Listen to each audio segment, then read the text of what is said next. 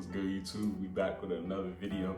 Look, I told y'all hit me up with questions for this Q&A, and that's what y'all did. Y'all hit me with a bunch of questions. So let's dive right into these questions right now. So the first question from Brandon Reed: how do you deal with a girlfriend while in BMT?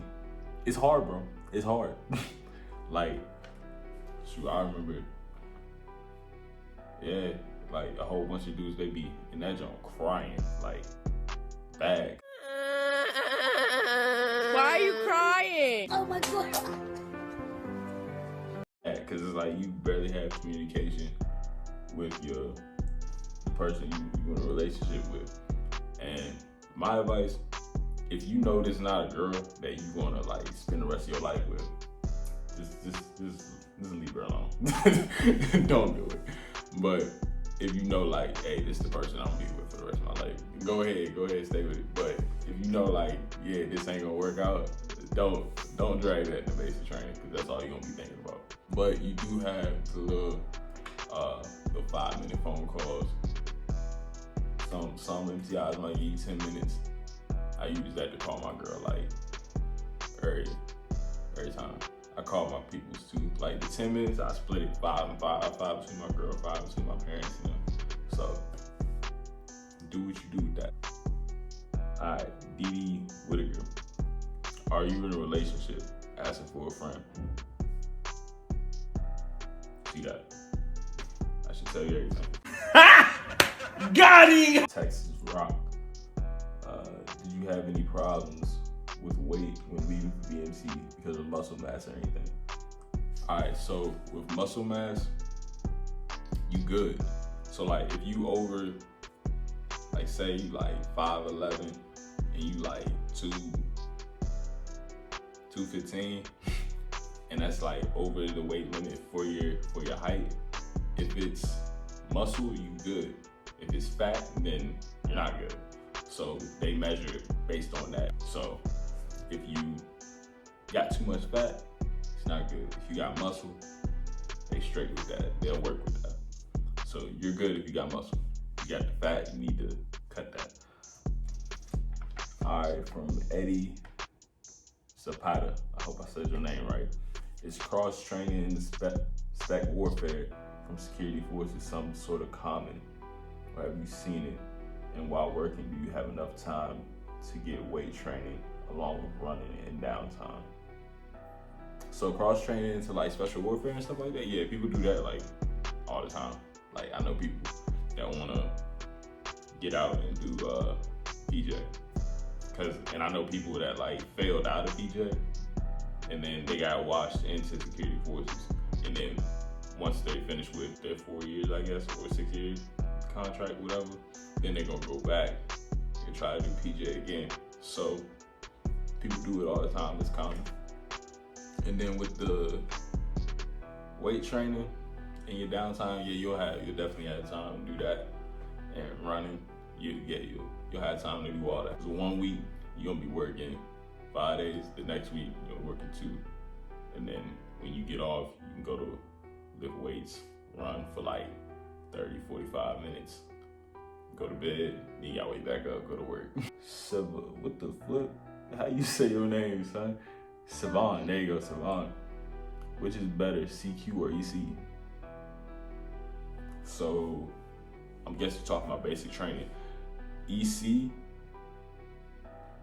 I really never did it. But from what I heard, like EC is like more like, it's basically like an entry controller. You're letting people in your dorm. And I mean, it's simple, but the MTIs can make it harder than what it's supposed to be. Like, they gonna be banging on the door, like, let me in, let me in. You trying to read the little joint, and then your heart rate getting up because everybody banging on the joint. You ain't never seen this dude ever before in your life, and he out here yelling at you. You like, yo, chill. But you can't tell him to chill because that's an MTI. He just gonna get on you. So EC, definitely harder than CQ. CQ is just procedures. Like you walk up to the little EC desk, right face or left face, and then knock, and then they be like, what's up? And then you just basically tell them your reporting statement, then tell them what you most of the people at CQ is pretty cool anyways. From your boy Jerry, how can I get into shape for BMT fast? You gotta work. You gotta work. You know what to do. You just gotta do it. Like, you know what I'm saying? Running, lifting. You don't even have to lift weights. You can do body weight activity, push-ups, sit-ups, pull-ups, dead hang, leg raises. Like, you can definitely do that. Running miles every single day, 5 days. Run a mile, 100 sit-ups, 100 pull-ups, 100 push-ups. Like, you can do it. It's easy. Or you're gonna go to basic training and you're gonna be behind. Cause I know a lot of people that got recycled back because they couldn't pass a part of their PT test. And some people that got kicked out because they couldn't pass a part of their PT test, which is, it's on you, basically. So from Adrian, what was your ASVAB score? I got like a 38. Yeah, I got like a 38 on my ASVAB. I had like quite a few jobs. This was the last job, Security Forces. That was the last job on my list, and I got it. So everybody, don't put anything on your list that you don't want. If you don't want Security Forces, don't put Security Forces on your list because you might get it. I wanted dental. Dental was like number one. I didn't get dental. I got Security Forces. That was the last thing. I didn't think I was gonna get it, but I got it. I'm here, so it's whatever. Gabrielle Culliver. If you're willing to discuss bullying and hazing and disrespect in Security Forces Tech School, that happens a lot. What advice would you give to someone going through this behavior, and discuss Tango further? So for the bullying and disrespect, it's like you basically can't take shit from nobody. You gotta stand up for yourself.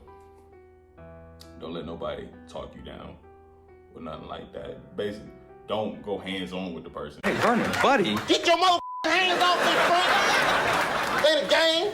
Buddy. You better sit the down, Frank. I said, sit down, bitch. Thug like. Think it's a game, nigga? But just like, hey, pull him to the side, talk to him like, hey, man, you really disrespecting me on this or whatever, blah, blah. Talk, you know what I'm saying? Use your voice.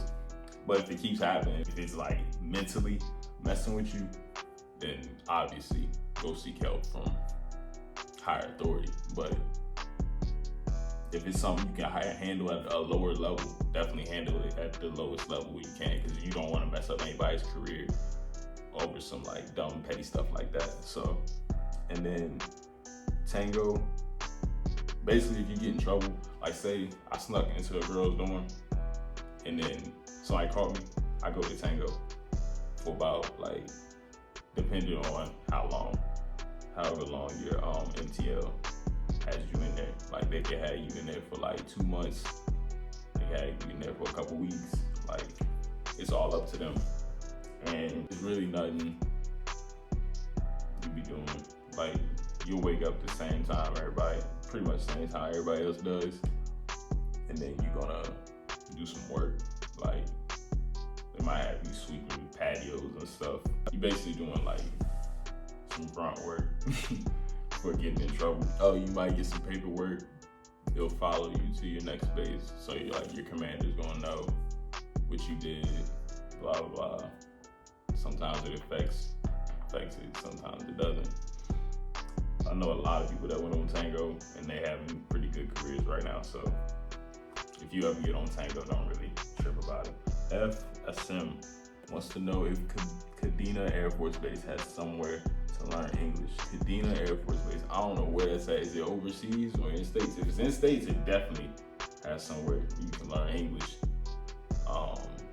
Overseas, I mean, you're gonna have people that speak English around you all the time. But like, if you're going into basic training and you're struggling with English, I suggest that you like really get on it right now. Cause I know one dude, he was from the Philippines, good dude, but he barely understood English and he always needed help with stuff. He's like, help me, please. I'm like, bruh, come on, man. But he didn't really understand English, so the terms and stuff we would use, he'd just be like, what? But yeah, really get that English down before you go to basic training. But Kadena Air Force Base, I'm not sure where that's at. I'm about to do research on that. But if it's in the States, definitely got somewhere to learn English. Overseas, I'm pretty sure they do. So they got like everything at these bases. Justin Gillerson, looking good, son. Keep it up. Appreciate you, dog. Marlon Gonzalez.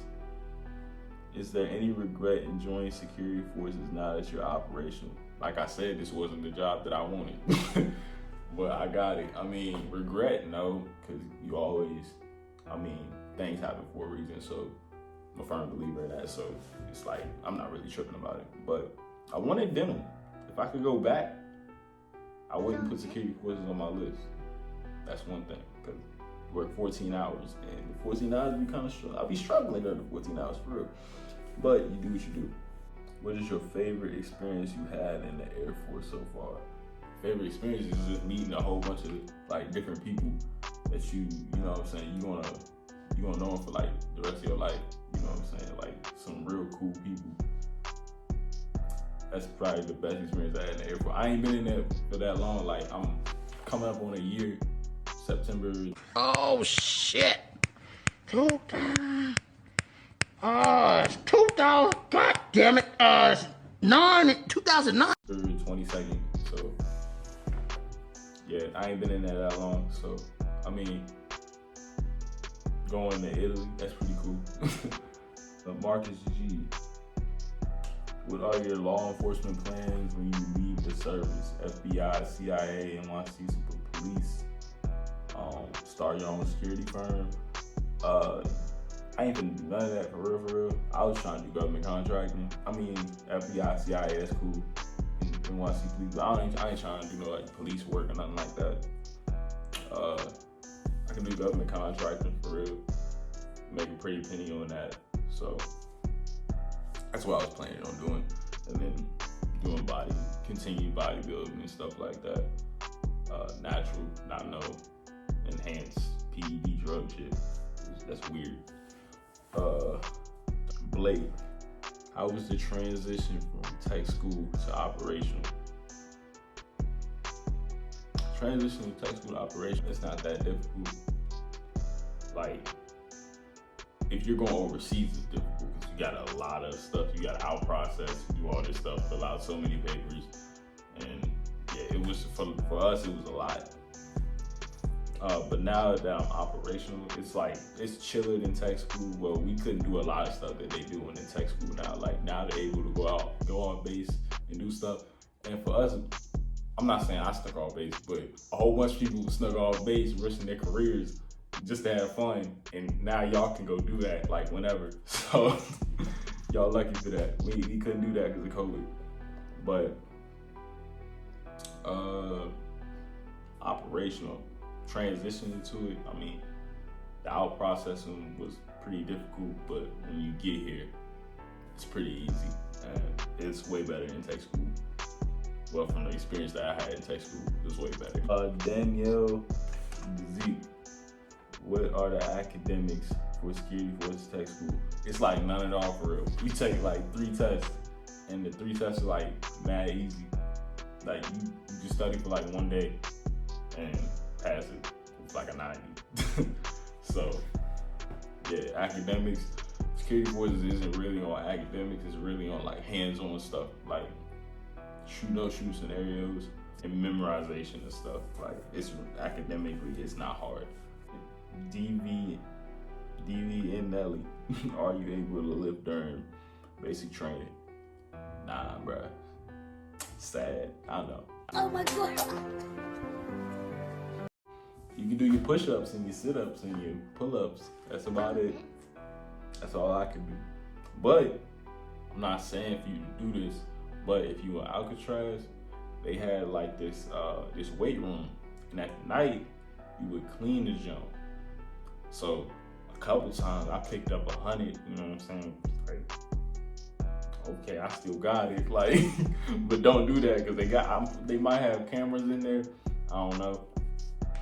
But yeah, you're not getting no type of weightlifting in. You can do your calisthenics, your push-up, pull-ups, all that stuff, but weights, you gotta wait till tech school. Sorry, bro.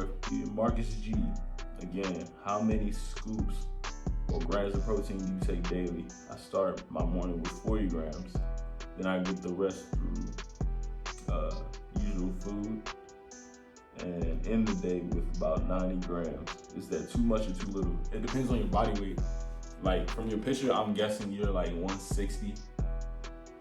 So yeah, you straight, you good. But how much do I take?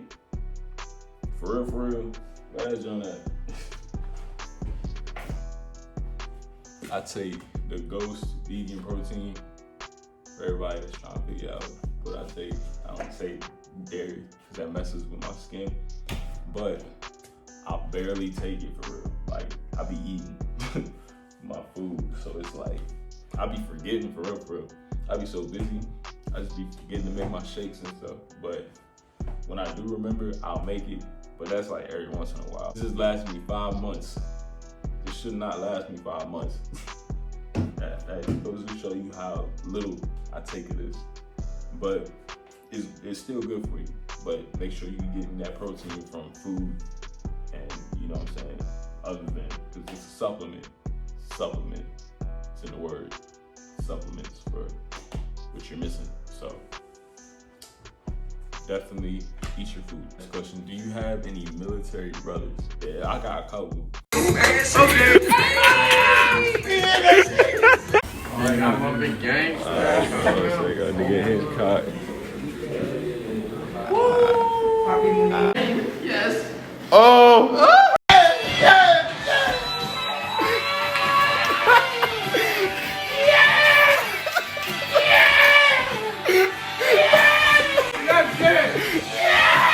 Another question. Are you single? No. What makes you work out the way you do?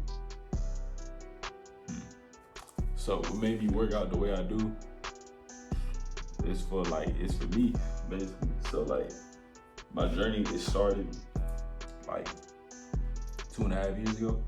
So I'm about to give y'all the real deal spill on my life. So I was with this one girl. Long story short, it didn't work out. I was like, fuck this, I'm finna turn up on this bitch. So I got big, blah, blah, blah. Now I'm here. And now, like, at first it was like a get back. It's not that no more. It's like, now I'm like, this for me, like, I'm addicted to this jump, for real. Like, it just falls in, like, with my daily routine. And, like, I just love it. Like, just lifting that heavy ass weight. Everybody wanna be a bodybuilder. Right. Don't nobody wanna lift this heavy ass weight. Go! I do it though! Like, I don't know, it's just something about it. I just love it now. Like, I'm glad, like, everything happens for a reason, like I said, and like, I'm glad that happened, because if it didn't happen, I wouldn't, you know what I'm saying, I wouldn't love what I do right now. And like, I'm telling you, like, bro, I love lifting. Like, it's like, I'm in my happy place, I'm in my zone when I'm lifting. And yeah, that's pretty much why I lift the way I do. And I'm trying to like do natural bodybuilding when I get back to the States. I do participate in like physique shows, so I'm training while I'm here a lot. So when I go back to the States, up on the stage, get my pro card, I'll be straight. What does your tattoo say? Alright, so start with this one. Right here. This one says, commit your works to the Lord and your thoughts will be established. So that's that one. And then here's some clouds. And then right here is Exodus 15:2. The Lord is my strength and my song. He has given me victory. This is my God and I will praise him. My Father's God and I will exalt him. Exodus 15:2. So yeah, that's my tats. I'm getting more, but for right now, that's what I got. To obtain your physique, how often did you work out? worked out twice a day for 6 or 7 days a week. It's dedication right there. God has dedication, because motivation only takes you so far. Like, you can only be so motivated.